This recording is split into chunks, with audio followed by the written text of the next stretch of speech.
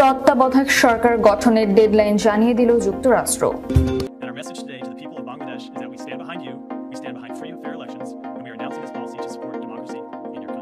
আওয়ামী লীগ সরকারকে নির্বাচনকালীন সময়ের জন্য তত্ত্বাবধায়ক সরকার গঠনের ডেডলাইন জানিয়ে দিয়েছে মার্কিন যুক্তরাষ্ট্র।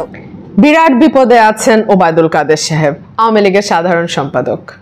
সত্যি সত্যি বড় বিপদ, আমি বলি নাই, উনি নিজ মুখে। আসসালামু আলাইকুম সুপ্রিয় দর্শক বন্ধুরা, অবশেষে বাংলাদেশের নির্বাচন নিয়ে হঠাৎ একই বার্তা দিল যুক্তরাষ্ট্র। দর্শক বন্ধুরা, এবার শেষ পর্যন্ত বাংলাদেশের নির্বাচনে তত্ত্বাবধায়ক সরকারের ডেডলাইন ঘোষণা দিয়ে দিল যুক্তরাষ্ট্র। তো দর্শক বন্ধুরা, শেষ পর্যন্ত মহা বিপদে পড়ে গিয়েছে আওয়ামী লীগ সরকার এবং সেই সাথে সেই সকল বিষয়গুলোকে কেন্দ্র করে আপনাদের মাঝে অত্যন্ত চমৎকার কিছু প্রতিবেদন তুলে ধরেছি। আপনারা সেই প্রতিবেদনগুলো দেখলে অবশ্যই বুঝতে পারবেন তাহলে কি শেষ পর্যন্ত কীভাবে যুক্তরাষ্ট্র থেকে বাংলাদেশের নির্বাচন নিয়ে তত্ত্বাবধায়ক সরকারের ডেডলাইন দিয়েছে। তো দর্শক বন্ধুরা, অন্যদিকে অবশেষে আওয়ামী লীগের মন্ত্রীরা তারা বলে যাচ্ছে শেষ পর্যন্ত মহা বিপদে পড়ে গিয়েছে। তো দর্শক বন্ধুরা, সেই সকল বিষয়গুলোকে কেন্দ্র করে অত্যন্ত চমৎকার কিছু বিশ্লেষণ করেছেন ব্যারিস্টার রবিন ফারহানা। আপনারা ব্যারিস্টার রবিন ফারহানার সেই বিশ্লেষণটি শুনলে অনেক কিছু বুঝতে পারবেন। তো দর্শক বন্ধুরা, চলুন আমরা প্রথমে সেই প্রতিবেদনটি দেখে নেই, তারপরে ব্যারিস্টার রবিন ফারহানার সেই কথাগুলো শুনবো। তো দর্শক বন্ধুরা, অবশ্যই ধৈর্য সহকারে পুরো ভিডিওটি দেখবেন, তাহলে এই সকল বিষয়গুলি পরিপূর্ণ বুঝতে পারবেন। তত্ত্বাবধায়ক সরকার গঠনের ডেডলাইন জানিয়ে দিল যুক্তরাষ্ট্র।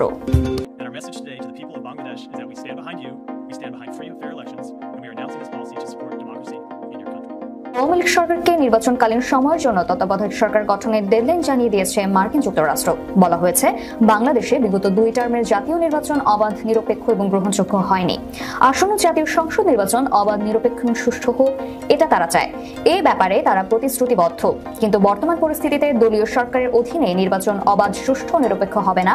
বিভিন্ন অংশীজনের সঙ্গে কথা বলে তারা জেনেছেন। তাই একটি নির্দলীয় তত্ত্বাবধায়ক সরকার গঠনের জন্য প্রয়োজনীয় পদক্ষেপ নিতে বলা হয়েছে মার্কিন যুক্তরাষ্ট্রের পক্ষ থেকে। এ ব্যাপারে সময়ও বেঁধে দেওয়া হয়েছে। সংশ্লিষ্ট কূটনৈতিক সূত্রে এ তথ্য জানা গেছে। সরকারি কোনো ব্যক্তির মাধ্যমে বা কখন এই ডেডলাইনের কথা বলা হয়েছে এটা নিশ্চিত হওয়া যায়নি। ডেডলাইনের চূড়ান্ত সময় কখন নির্ধারণ করা হয়েছে সে বিষয়ে সূত্র নিশ্চিত করেনি। তবে জানানো হয়েছে, আওয়ামী লীগ সরকার নির্বাচনকালীন সময়ের জন্য নির্দলীয় তত্ত্বাবধায়ক সরকার গঠনের প্রয়োজনীয় পদক্ষেপ না নিলে এর জন্য যা যা করা দরকার যুক্তরাষ্ট্র তা অবশ্যই করবে।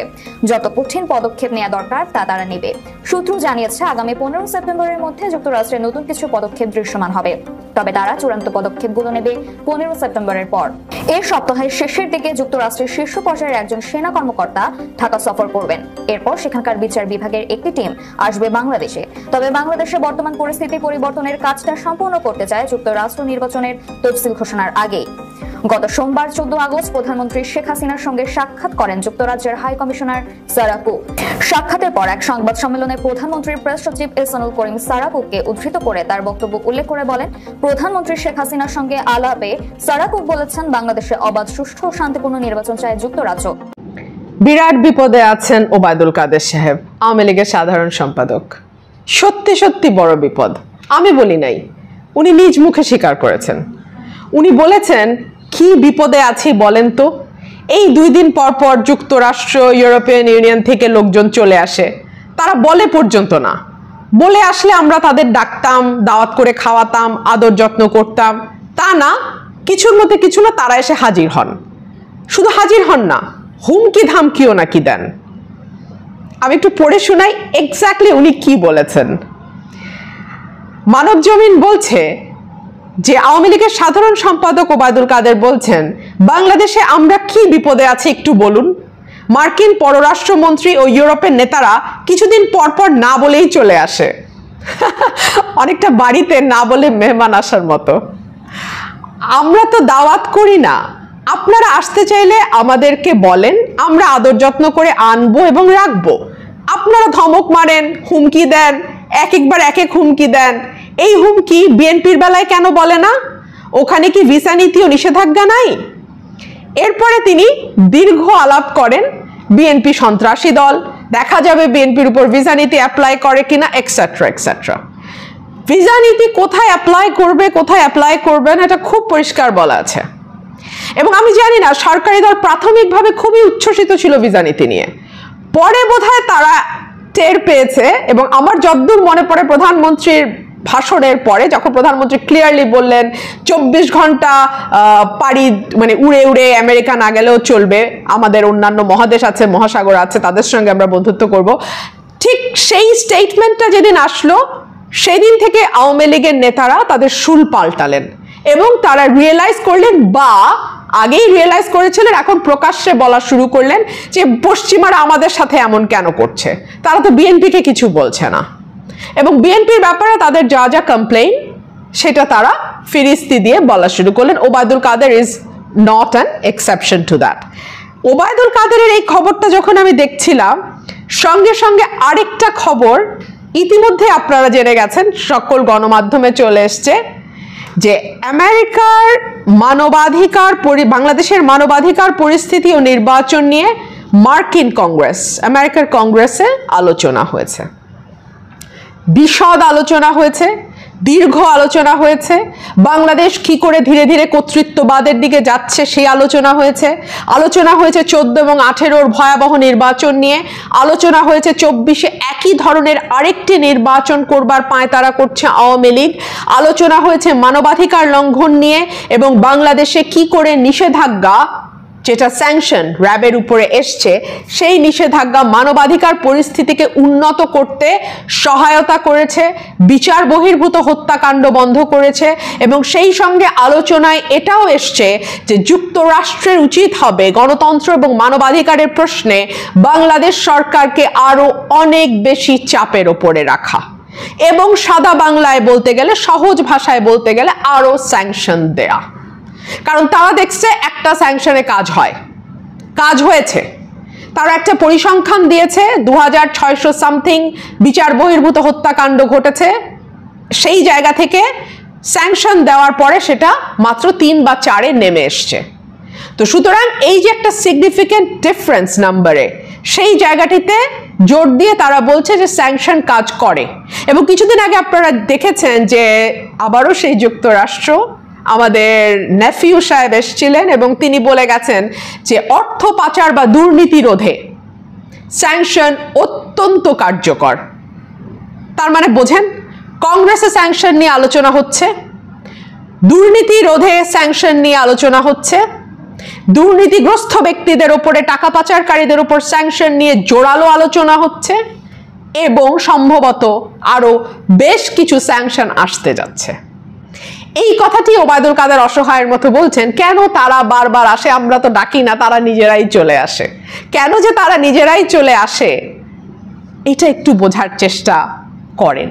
আপনারা বোঝেন না তা না, আপনারা গত 15 বছর বাংলাদেশে কি করেছেন, মানবাধিকার থেকে শুরু করে, গণতন্ত্র থেকে শুরু করে, মানুষের ন্যূনতম কথা বলবার অধিকার থেকে শুরু করে প্রত্যেকটা জায়গাকে আপনারা কিভাবে ধ্বংস করেছেন, মানুষকে কিভাবে হাসতে হাসতে গুম করেছেন, বিচার বহির্ভূত হত্যা করেছেন আপনাদের বাহিনীগুলোকে দিয়ে, এটা আপনাদের অজানা থাকার কথা না।